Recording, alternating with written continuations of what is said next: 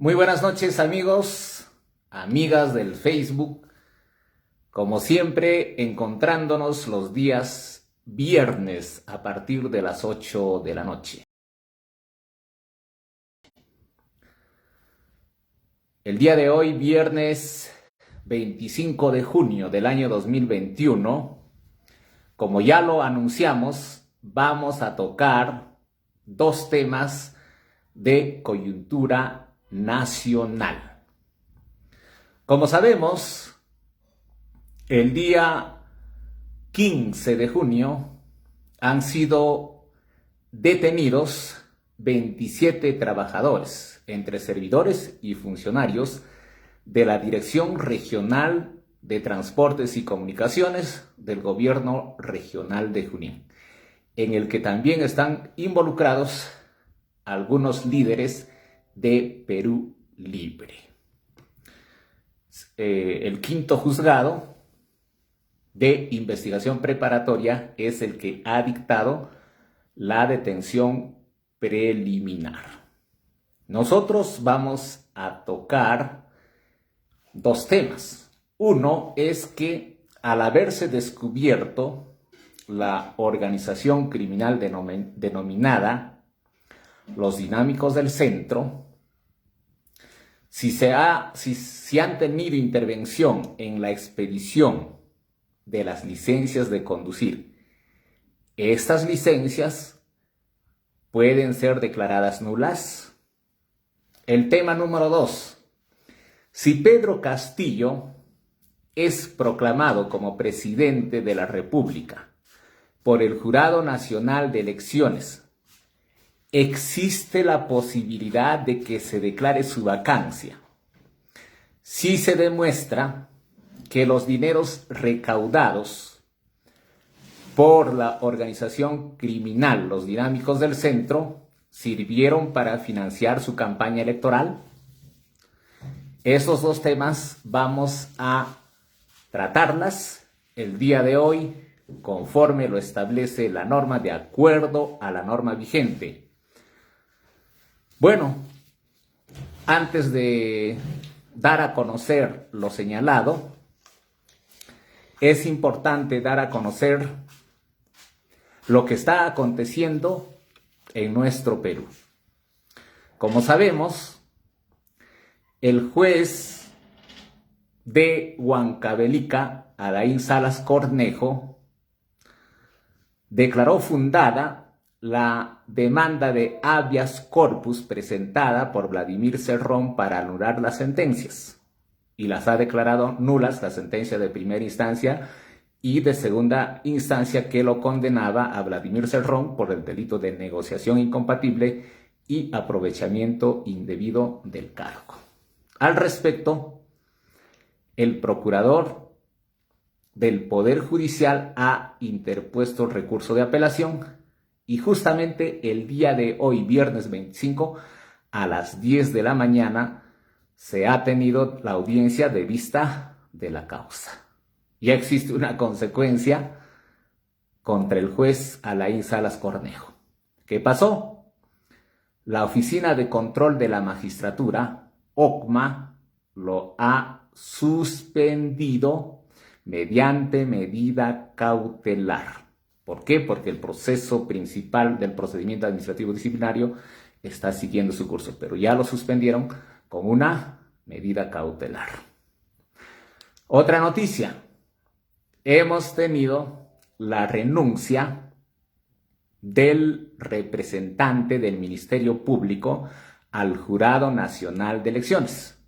Nos referimos al magistrado Luis Arce. Ahora, ¿qué ha pasado? La Junta Nacional de Justicia ha decidido iniciar procedimiento administrativo disciplinario contra este magistrado. ¿Por qué? Porque el artículo 16 de la Ley Orgánica del Jurado Nacional de Elecciones establece que el cargo es irrenunciable cuando está en curso un proceso electoral. Otra noticia.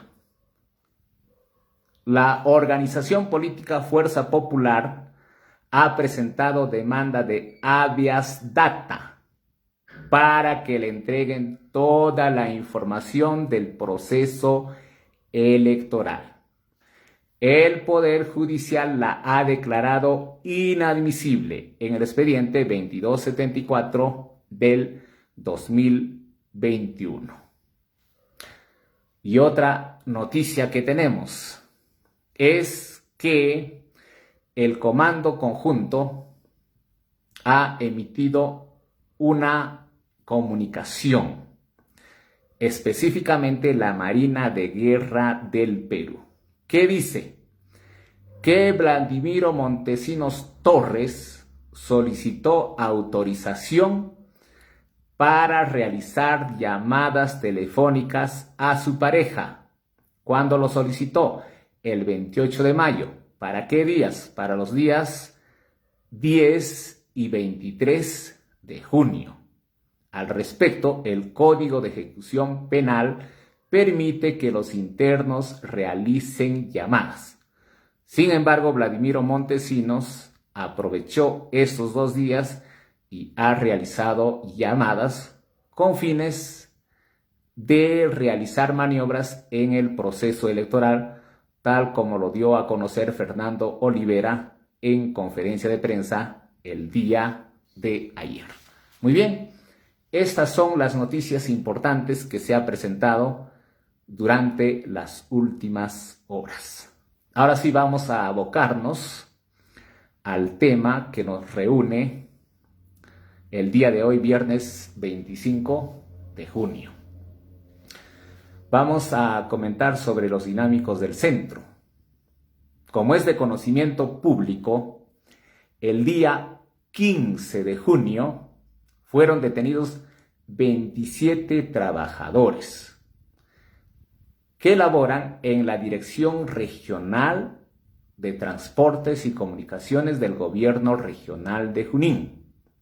También están implicados líderes de Perú Libre, quienes han sido detenidos preliminarmente por riesgo de fuga y obstaculización de la justicia, conforme lo ha sustentado el fiscal anticorrupción. Los personajes vinculados a Vladimir Cerrón, que están con orden de detención preliminar, son Arturo Cárdenas Tobar y Eduardo Bendezú Gutarra, porque también están siendo investigados por haber influenciado en la colocación de trabajadores en diferentes direcciones del gobierno regional de Junín, tal como se ha estado demostrando con la difusión de diferentes audios por los diferentes medios de comunicación.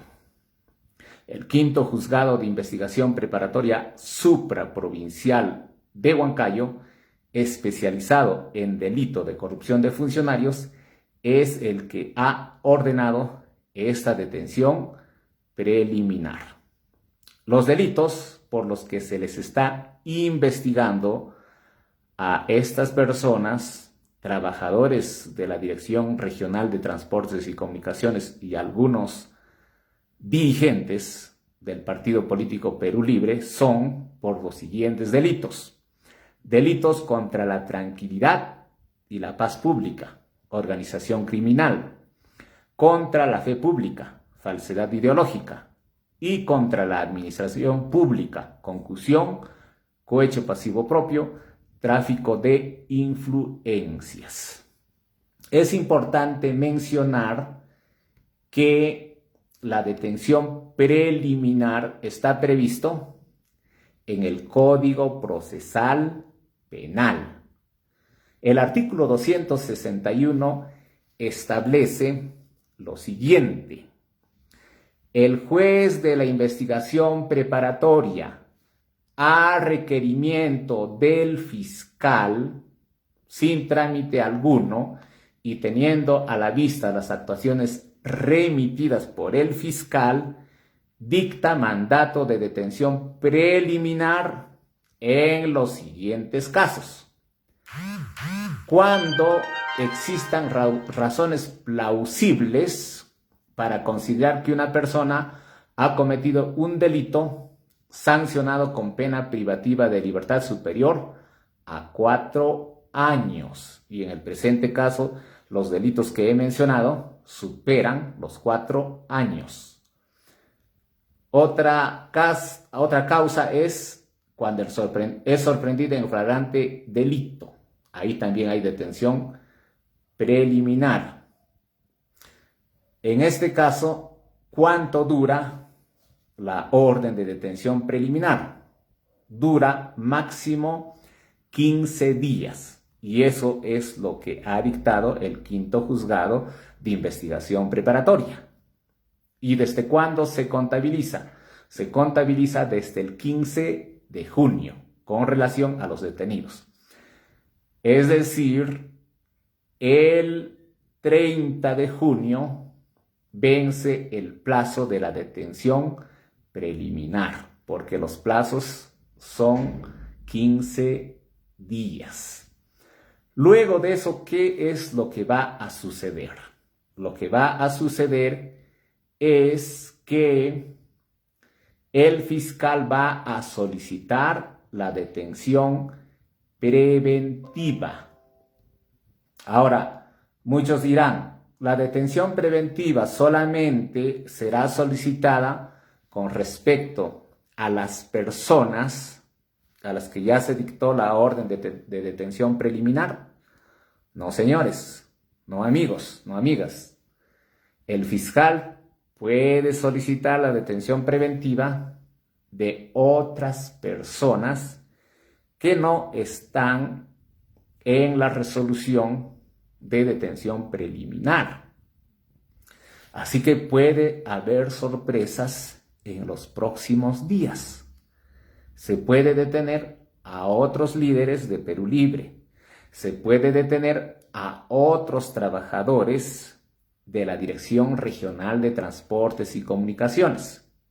Se puede detener a otras autoridades que han tenido comunicación con Arturo Cárdenas Tobar, como nosotros hemos podido escuchar en diferentes medios de comunicación, radiales, televisivas y por las redes sociales. Entonces, esto realmente está que quema. Así que la detención preventiva puede comprender a otras personas que no están comprendidas en la detención preliminar. ¿Cuáles son los presupuestos que establece el Código Procesal Penal?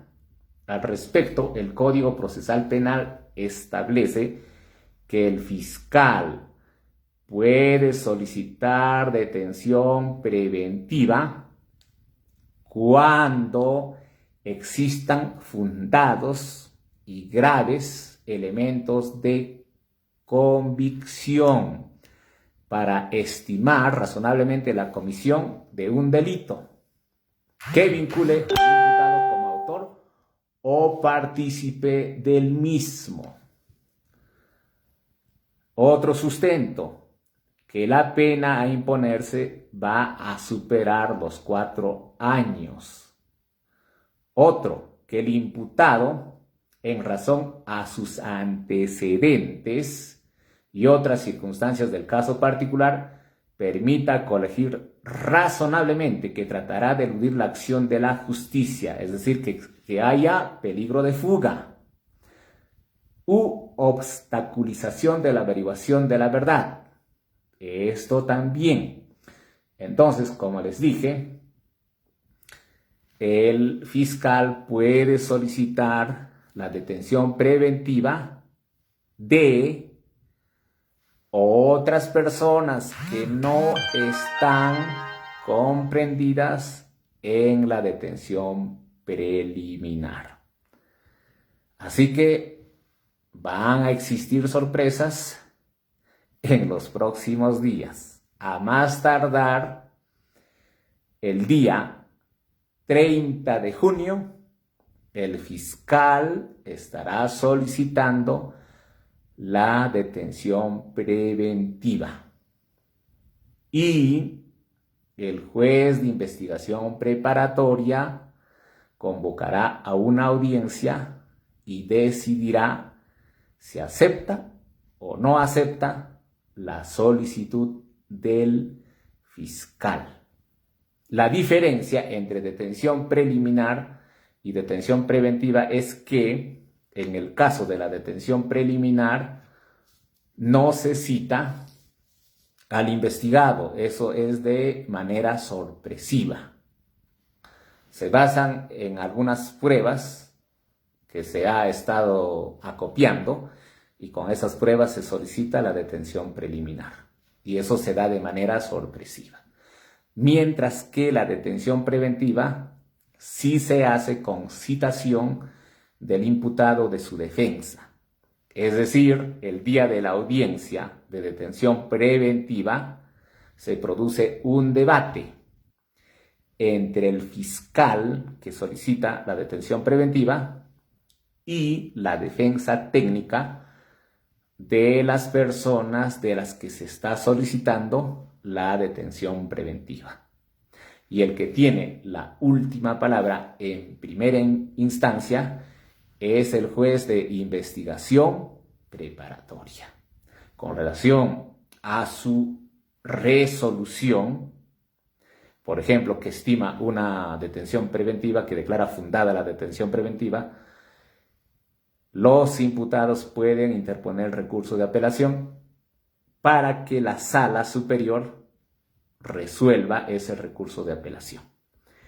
Y si el juez dice no procede la detención preventiva, el que apela es el representante del Ministerio Público. Entonces, esa es la situación actual con relación a la organización criminal denominada Los Dinámicos del Centro, que ha dado mucho que hablar a nivel nacional, a nivel de todo el Perú. Nosotros vamos a explicar específicamente qué es lo que va a suceder con las licencias de conducir que se han expedido. Y si se demuestra que estas han sido consecuencia de coimas, de prebendas, eso es lo que nosotros vamos a explicar administrativamente. La ley 27.444, que ha sido aprobada el año 2001 y que tiene como último texto único ordenado mediante Decreto Supremo 04/2019, que ha sido publicada en el mes de enero del año 2019, establece claramente en el artículo 8 lo siguiente. ¿Qué es lo que dice con respecto al acto administrativo? Y esas licencias de conducir son actos administrativos. Dice lo siguiente: es válido el acto administrativo dictado conforme al ordenamiento jurídico. ¿Eso qué quiere decir? Si los solicitantes de las licencias han cumplido con todos los requisitos previstos en la normatividad sobre transportes, es válido. El artículo 9 establece la presunción de validez, es decir, que todo acto administrativo se presume válido en tanto su pretendida nulidad no sea declarada ¿por quién? Por la autoridad administrativa, que tiene la facultad de declarar la nulidad de oficio. Y también puede declararla el Poder Judicial, según corresponda. Muy bien. El artículo 10 del texto único ordenado de la ley 27.444 establece claramente cuáles son los vicios administrativos que causan la nulidad de un acto administrativo. El inciso 1 dice claramente: la contravención a la Constitución, a las leyes y a las normas reglamentarias. También cuando existe una omisión de alguno de sus requisitos de validez. Cuando los actos resulten de la aplicación del silencio administrativo positivo, pero que este silencio administrativo es contrario al ordenamiento jurídico. Es decir, una persona solicita una licencia, pasa el plazo. Si la autoridad administrativa no le responde, se entiende que le ha aceptado la solicitud y ahí es lo que se produce el silencio administrativo positivo. Pero si se demuestra que pasó el tiempo, se aplicó el silencio administrativo positivo, pero ese acto administrativo es contrario al ordenamiento jurídico, en ese caso también se declara la nulidad de ese silencio positivo. ¿Por qué? Porque está contraviniendo el ordenamiento jurídico cuando no ha cumplido con los requisitos que establece la norma. Y luego, en el numeral 4 del artículo 10, ¿qué dice? Que también son vicios del acto administrativo cuando los actos administrativos sean constitutivos de infracción penal o que se dicten como consecuencia de la misma.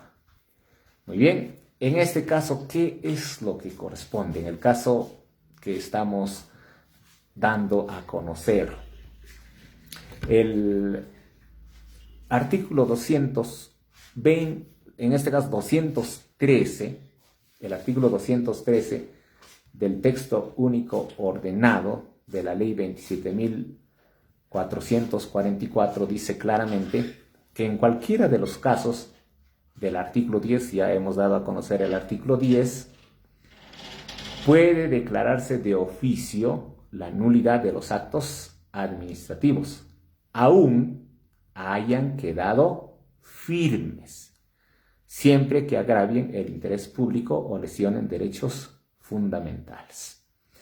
En el presente caso de las licencias, ¿qué ha pasado? Existen muchos audios que evidencian que estas licencias han sido otorgadas como consecuencia de dádivas, de sobornos. Entonces, ¿qué sería lo recomendable? Que se conforme una comisión que tenga como propósito evaluar estas licencias.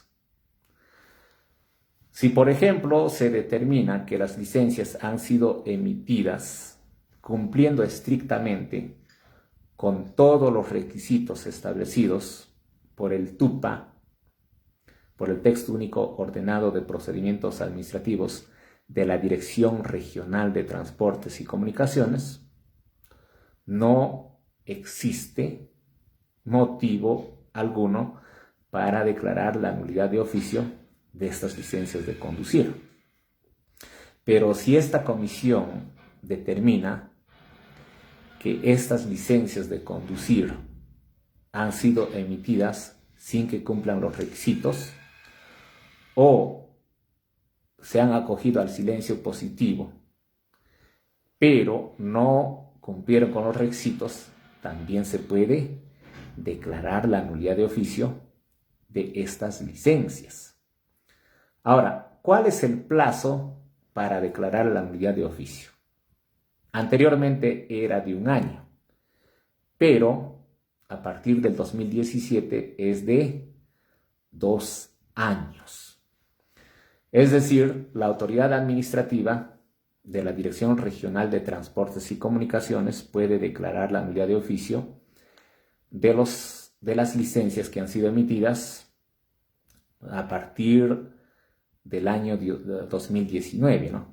Desde el mes de junio, ¿no? Del 2019, 2021, 2 años. Solo ese es el plazo. Pero ¿qué sucede, por ejemplo, si se descubre que existen licencias que no cumplieron con los requisitos que están previstos en el TUPA, pero ya pasaron los 2 años, se expidieron el año 2018, 2017? Entonces, ¿qué va a pasar en esos casos? En estos casos, procede que se solicite la nulidad de estas licencias a través del Poder Judicial. ¿Cómo? Presentando una demanda contenciosa administrativa. Al respecto, el numeral 213.4 es claro y dice lo siguiente: en caso de que haya prescrito el plazo previsto en el numeral anterior, es decir, cuando ha pasado 2 años, solo procede demandar la nulidad ante el Poder Judicial vía el proceso contencioso administrativo, siempre que la demanda se interponga dentro de los 3 años siguientes a contar desde la fecha en que prescribió la facultad para declarar la nulidad en sede administrativa. Entonces, con esto se podría declarar la nulidad de las licencias que han sido expedidas hasta el año 2016. O sea, si se expidieron 2016, 2017, 2018, 2019, 2020, cabe la posibilidad que se solicite la nulidad de oficio, teniendo en consideración que existen fundadas razones para que se dé esta nulidad, porque existe, ya está demostrado a través de los audios que han existido intromisiones, tráfico de influencias para darse estas licencias de conducir por parte de la Dirección Regional de Transportes y Comunicaciones del Gobierno Regional de Junín. Entonces, está clarísima la ley del procedimiento administrativo general. 2 años para declarar la nulidad de oficio administrativamente. 3 años contados después de los 2 años, o sea, 5 años, para solicitar la nulidad a través del proceso contencioso administrativo.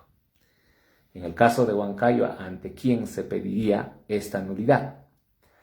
Ante el juzgado civil de turno, porque actualmente los juzgados civiles son los que están conociendo los procesos contenciosos administrativos, a diferencia de la ciudad de Lima, donde sí existen jueces contenciosos. En la ciudad de Huancayo no existen, y quienes están a cargo son los jueces civiles. Muy bien, entonces concluimos señalando que sí es posible que se declare la nulidad de oficio de las licencias de conducir que han sido expedidas contraviniendo la norma en la Dirección Regional de Transportes y Comunicaciones. En eso concluimos, estimados amigos, con relación a esta interrogante que hemos tenido como consecuencia de la participación de esta organización criminal denominada Los Dinámicos del Centro. La otra pregunta que surge es: si se proclama a Pedro Castillo como el próximo presidente de la República, ¿quién lo proclama? Es el Jurado Nacional de Elecciones, no otras autoridades, como hemos escuchado en días pasados. Nosotros te proclamamos a nombre de la Asociación de Alcaldes. Qué vergüenza, ¿cómo van a decir eso? Pues el único que proclama es el Jurado Nacional de Elecciones. ¿Por qué? Porque así lo establece la Constitución Política del Estado y la Ley Orgánica de Elecciones. Perfecto. Entonces la pregunta es: se da la proclamación de Pedro Castillo como presidente de la República de parte del Jurado Nacional de Elecciones. Si se demuestra que los dineros que recaudaban los dinámicos del centro han servido para financiar los gastos de la campaña electoral de Pedro Castillo, es posible que el próximo Congreso de la República, que asume funciones a partir del 28 de julio del presente año, declare la vacancia. Esa es la pregunta. Para responderla, vamos a analizar los antecedentes. ¿Qué sucedió con Vizcarra? Ese es el único antecedente que tenemos en realidad, ¿no? ¿Qué es lo que pasó? Perdón, es el último antecedente, porque antes de eso también existió antecedente en el caso de Alberto Fujimori. ¿Ya? Pero el último antecedente es de Martín Vizcarra. No me vayan a decir alguien de Manuel Merino, no. En el caso de Manuel Merino, él ha presentado su renuncia. Y si no renunciaba, no le declaraban la vacancia, sino la censura, porque él estaba asumiendo como presidente del Congreso de la República. Entonces son hechos totalmente diferentes. Mientras que Vizcarra, él sí ha sido elegido como vicepresidente. Como renunció Pedro Pablo Kuczynski ante la inminente declaratoria de vacancia, entonces se declaró la vacancia por renuncia y asumió Martín Vizcarra. Esa es la historia real que todos conocemos. Muy bien. ¿Qué establece el artículo 113 de la Constitución Política del Estado? El artículo 113 de la Constitución Política del Estado establece que se declara la vacancia del presidente de la República cuando existen las siguientes causales. ¿Cuáles son esas causales? Vamos a darla a conocer a continuación leyendo el artículo 113 de la Constitución Política del Perú, que está vigente desde el año 1993. La presidencia de la República vaca por 1. Muerte del presidente de la República. 2. Su permanente incapacidad moral o física declarada por el Congreso. 3. Aceptación de su renuncia por el Congreso de la República. 4. Por salir del territorio sin permiso del Congreso o no regresar a él dentro del plazo fijado. Y 5.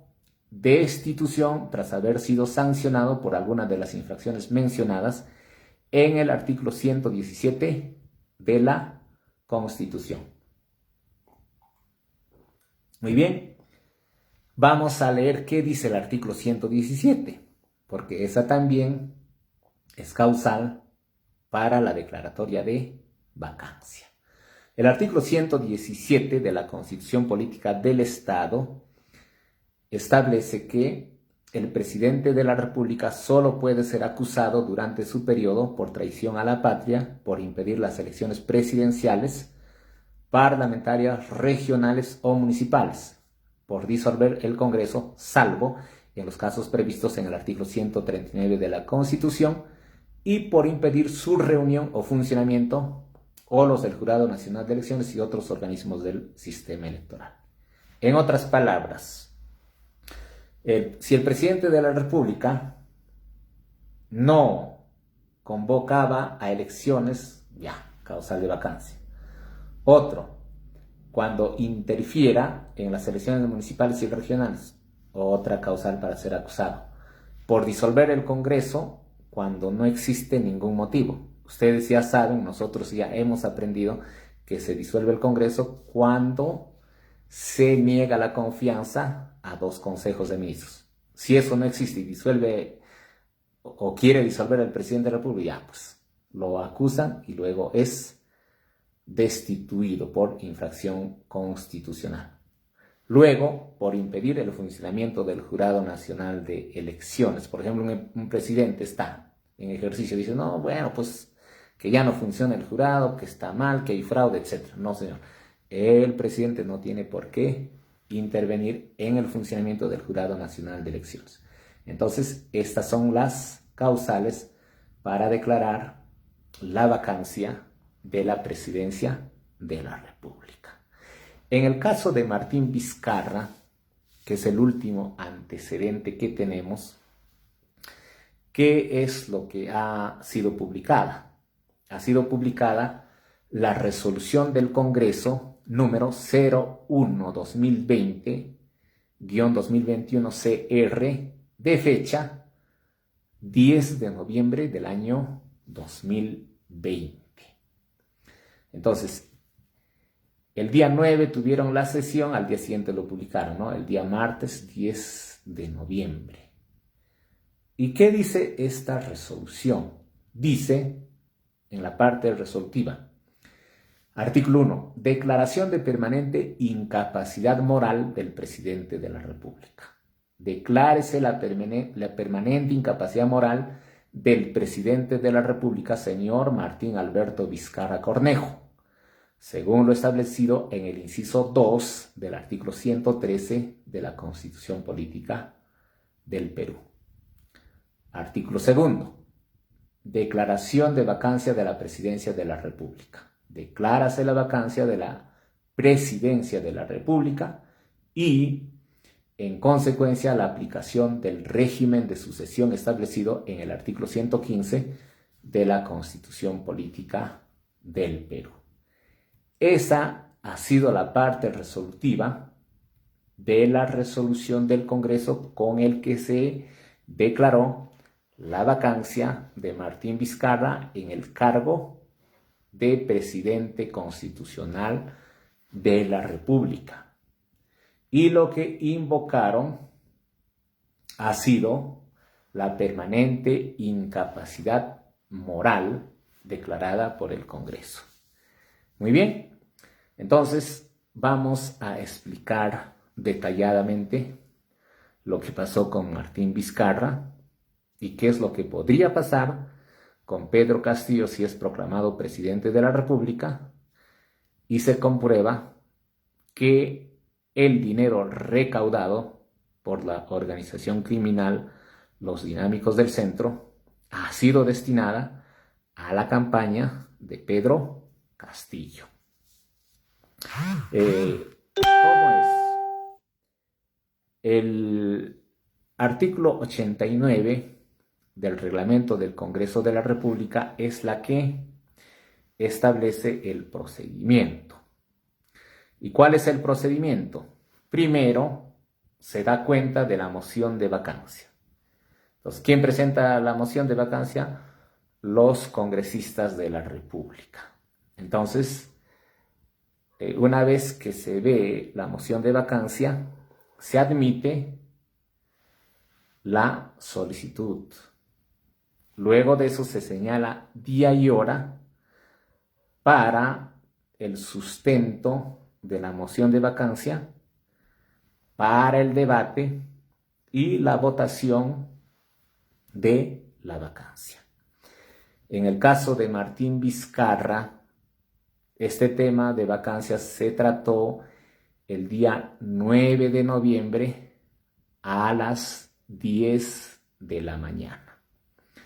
Entonces, ¿qué argumentos se utilizaron para solicitar la vacancia de Martín Vizcarra en aquel entonces?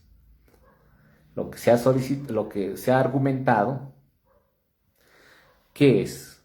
Dijeron que había recibido presuntos sobornos cuando él era presidente del gobierno regional de Moquegua, en el caso más conocido como el Club de la Construcción.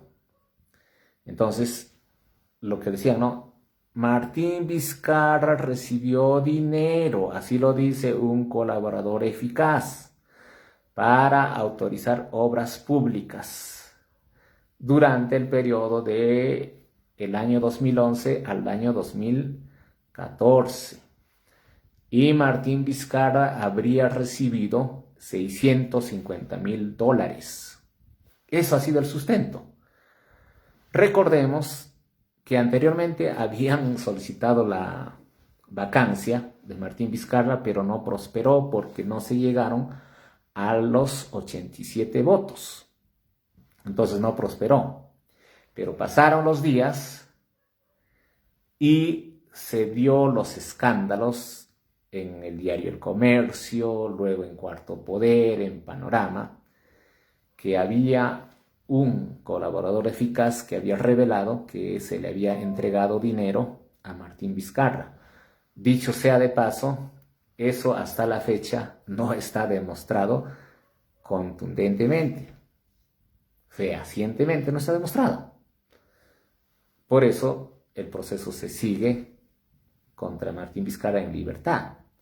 Entonces no se demostró, ha sido todo un escándalo, y ese escándalo acogieron los congresistas y presentaron la moción de vacancia contra Martín Vizcarra.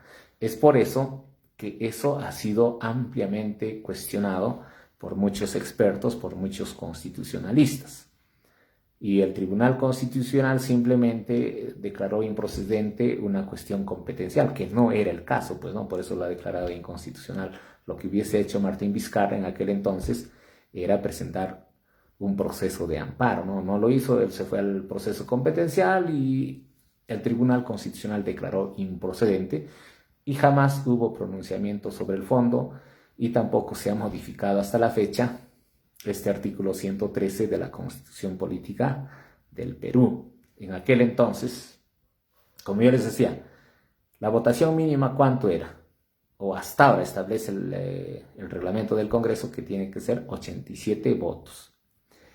El 9 de noviembre, fecha en que se trató la vacancia de Martín Vizcarra, votaron 105 congresistas a favor de la vacancia.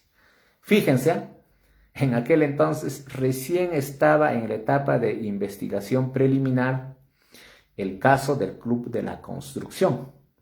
Y a pesar de eso, dijeron, no señor, acá hay permanente incapacidad moral de Martín Vizcarra, por lo que se declara la vacancia. Y se publicó la resolución del Congreso 01 del 2020, el 10 de noviembre, en el diario oficial El Peruano. Actualmente existe un proyecto de ley, la 7418 del 2020, que ha sido presentado por el Partido de los Pescaditos, el FREPAD, el 29 de marzo de este año, para reformar este artículo 113 de la Constitución Política del Perú. Sin embargo, no veo que exista mayores modificaciones, solamente hay algunos agregados, por lo tanto va a permanecer esta situación. Entonces, ¿qué va a suceder si, por ejemplo, se inicia una investigación contra Pedro Castillo y existen algunas personas que dicen que sí se ha financiado la campaña de Pedro Castillo con el dinero recaudado por los dinámicos del centro? ¿Qué va a pasar? Mira, con este antecedente. Es un antecedente, es una jurisprudencia prácticamente en materia de vacancia. O no es una jurisprudencia, es un antecedente, ¿no? Es un antecedente ya del Congreso. Entonces, ¿cómo cambiar ese antecedente si la Constitución no se cambia? Entonces, ahí está el asunto. Entonces, los congresistas pueden solicitar la vacancia de Pedro Castillo si es que se presenta alguna investigación y se comprende a Pedro Castillo. Pero si no se comprende a Pedro Castillo no va a pasar nada, pero si se comprende, sí porque ya les dije, solamente estaba en investigación preliminar el caso del Club de la Construcción, en el que se decía que Martín Vizcarra recibió $650,000 de coima, y eso era una afirmación de un colaborador eficaz, y eso no se ha demostrado hasta la fecha, y con ese sustento se declaró la vacancia de Martín Vizcarra.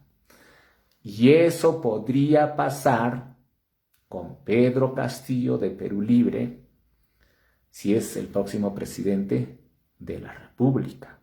Entonces, eso hay que tomarlo con mucha preocupación. Ahora, ¿cuánto se requiere para declarar la vacancia? Se requiere 87 votos de los congresistas. Como les decía, en el caso de Martín Vizcarra votaron 105. En la primera solicitud de vacancia, ahí sí pues no se llegó a ese número, es por eso que quedó ahí, ¿no? Pero en la segunda llegaron a 105 y se declaró la vacancia. Ahora, ¿cómo está el Congreso de la República a partir del 28 de julio? ¿Cómo estará conformada? Estará conformada de la siguiente manera. Perú Libre tiene 37 congresistas. Fuerza Popular, 24 congresistas. Alianza para el Progreso, 16 congresistas. Acción Popular, 15 congresistas. Renovación Popular, 13 congresistas. Avanza País, 7 congresistas. Juntos por el Perú, 4 congresistas. Somos Perú, 5 congresistas. Podemos Perú, 5 congresistas. Y el Partido Morado, 4 congresistas. Hacen un total de 130 congresistas. Pueden realizar preguntas, amigos. Nosotros la vamos a responder como siempre respondemos cada viernes que hacemos los programas. Entonces, fíjense, es posible que sí proceda la vacancia de Pedro Castillo si a Pedro Castillo lo comprenden en la investigación preliminar de este caso de los dinámicos del centro. Pero si no lo comprenden, no va a pasar absolutamente nada. Pero sí lo comprenden, ahí sí, porque tenemos este antecedente de Martín Vizcarra. Ahora, el asunto es, ¿quiénes lo apoyarían a Pedro Castillo? Lo apoyarían los grupos políticos, las organizaciones políticas de izquierda, ¿no? Por ejemplo, Juntos por el Perú tiene ¿cuánto? 4 votos. Entonces ahí está el asunto, no hay mucho apoyo. Ahora, Fuerza Popular, ¿cuánto tiene? 24. ¿Con quién podría unirse? Podría ser con Renovación Popular, con Avanza País, entonces podría ser que lleguen a los 87 votos, ¿no? Entonces, ¿qué es lo que tiene que hacer Pedro Castillo? Lo que tiene que hacer de inmediato es establecer puentes con todos los representantes de las agrupaciones políticas para evitar que se dé esta situación, porque en realidad ha sido muy cuestionada la vacancia que se dio contra Martín Vizcarra, ¿no? En aquel entonces hubo movilizaciones, la población reclamó, y ustedes son testigos, murieron 2 jóvenes, Brian e Inti, como consecuencia de esas movilizaciones, porque estaban en contra de la vacancia de Martín Vizcarra. Y peor aún, que ingrese Manuel Merino como presidente de la República, aunque él ingresó, juramentó, tuvo sus ministros, pero no pasó de una semana, ¿no? Entonces, en la historia del Perú, es uno de los presidentes que duró pocos días, ¿no? Entonces, eso fue la situación.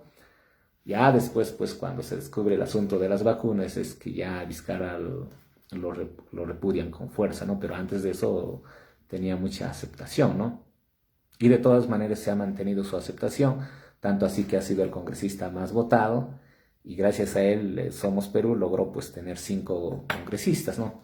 Bueno, Martín Vizcarra no ha sido proclamado como congresista de la República, no se le ha entregado la credencial, porque como sabemos, después de que lo eligieron, ya el Congreso de la República lo ha inhabilitado por 10 años por infracción precisamente del artículo 117 de la Constitución Política del Estado, que dicho sea de paso, interpuso un proceso de amparo, la declararon improcedente, el apelado todavía no resuelve, llegará hasta el tribunal, pero en realidad es incierta esa situación de Martín Vizcarra.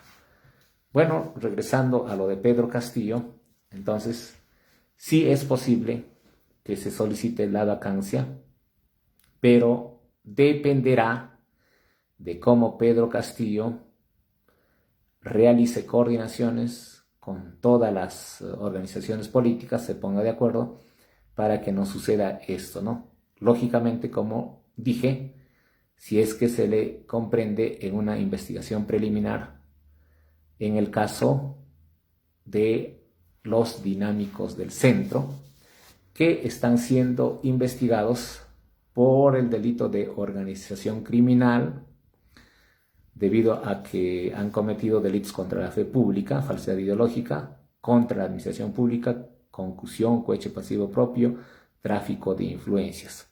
Lógicamente que esto va a ser materia de una profunda investigación y pronunciamiento de parte del juez penal, ¿no? Entonces vamos a estar a la espera de eso y seguramente a más tardar el 30 de junio, porque es la fecha en que se vence la orden de detención preliminar, es que el fiscal va a solicitar la detención preventiva, ¿no? Que es diferente.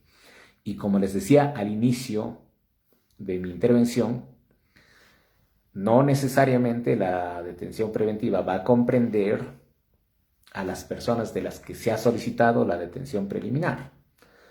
Muchas de las personas que están detenidas actualmente con detención preliminar pueden salir libres.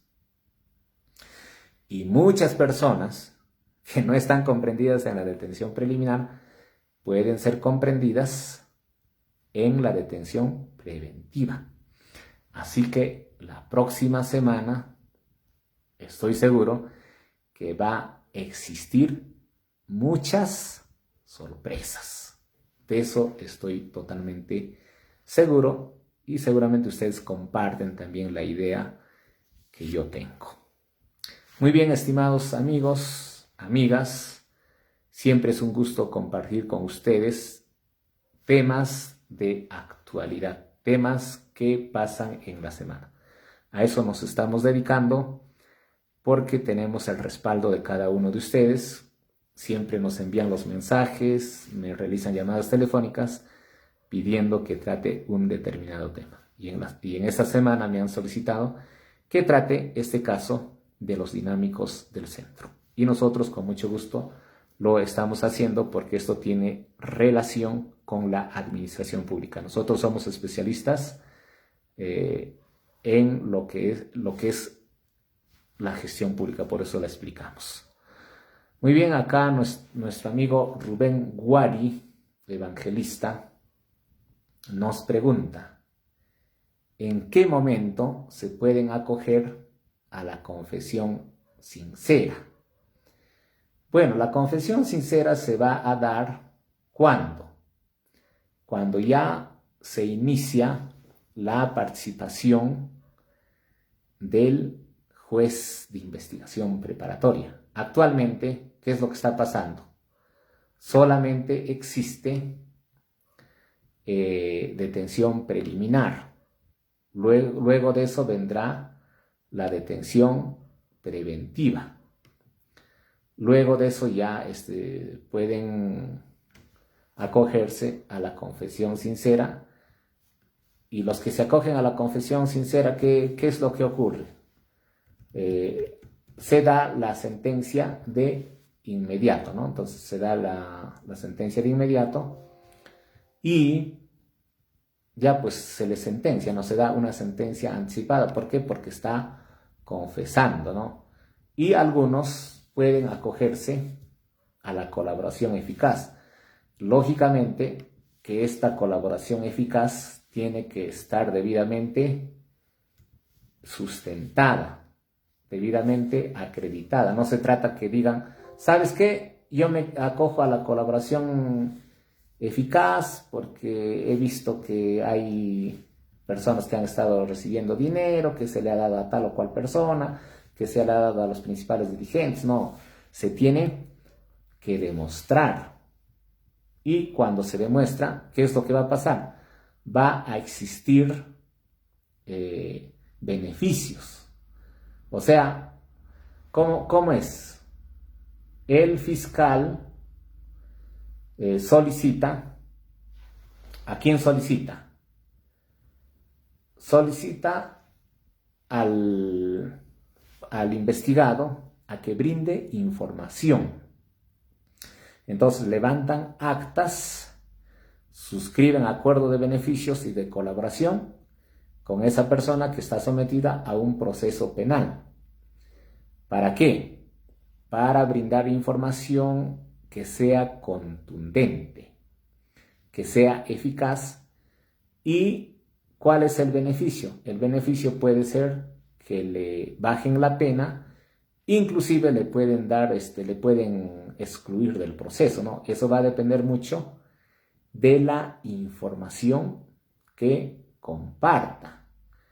Y esto no, pues, no, como les dije, no se trata de que, ¿sabes qué? Yo me acojo a la colaboración eficaz porque tales personas recibieron dinero de tal, a tal persona se le dio dinero, pero tiene que demostrar, pues, no, todo lo que está diciendo. Entonces, en ese caso, el Código Procesal Penal establece la fase de corroboración. Entonces, ¿qué dice el Código Procesal? Dice, recibida la solicitud, el fiscal podrá disponer el inicio del procedimiento por colaboración eficaz, ordenando las diligencias de corroboración que considere pertinentes para determinar la eficacia de la información proporcionada. En esos casos, incluso puede requerir la intervención de la Policía Nacional del Perú para que realice las indagaciones y eleve un informe policial. Entonces, eso es lo que sucede, ¿no? Y como les decía, los procesados pueden celebrar un convenio preparatorio que precisará sobre la base de la calidad de la información ofrecida y la naturaleza de los cargos o hechos delictuosos objetos de imputación y que no exista contradicción, ¿no? Los beneficios, las obligaciones, todo eso se da a conocer de parte del fiscal, ¿no? Entonces, en este caso, los colaboradores eficaces tienen que tener toda la protección. No se trata de, ya, bueno, pues él está colaborando eficazmente y lo dejamos. No, tiene que tener protección policial para que exista éxito en la investigación, porque los principales cabecillas pueden decidir ajusticiarlo, matarlo y ya pues para desaparecer todo y que no existe incriminación, ¿no? Entonces, por eso el Código Procesal establece que tiene que haber una protección. Muy bien, estimados amigos y amigas, hemos llegado, gracias al patrocinio, al auspicio del Estudio Jurídico Abogados Asociados, que está ubicada en el Jirón Parra del Riego número 814. Existen especialistas en derecho laboral, en procedimientos administrativos disciplinarios, en procesos civiles, en procesos penales. Es un estudio jurídico completo. Pueden venir de lunes a viernes en el horario de 9 de la mañana a 1 de la tarde y de 3 a 6 de la tarde. Muy bien, nuestro amigo Rubén Guari, evangelista, nos pregunta respecto a las funciones de los personeros en el proceso de afiliación y desafiliación. Bueno, ese tema lo vamos a tocar próximamente porque ya se vienen las elecciones municipales y regionales. Entonces, nuestro amigo Rubén Guari nos sugiere que toquemos el tema de la ley electoral. Es una sugerencia que nosotros la acogemos. Si hay más personas que nos dicen para tratar este tema, con todo el gusto lo vamos a tratar, ¿no? Y si no existen, y si existen otros temas, mayoritariamente, democráticamente, como se dice, trataremos otro tema, ¿no? Pero nosotros estamos a disposición de ustedes para tratar los temas que ustedes decidan. Lógicamente que tienen que ser temas de gestión pública, de gestión municipal, de gestión regional. Esos temas nosotros conocemos por la experiencia que tenemos y estamos decididos a compartir nuestros conocimientos. Muy bien, estimados amigos, amigas, muchísimas gracias por la sintonía. Un gran abrazo para todos ustedes. Nos vemos el próximo viernes a partir de las 8 de la noche por Facebook en vivo. Hasta pronto.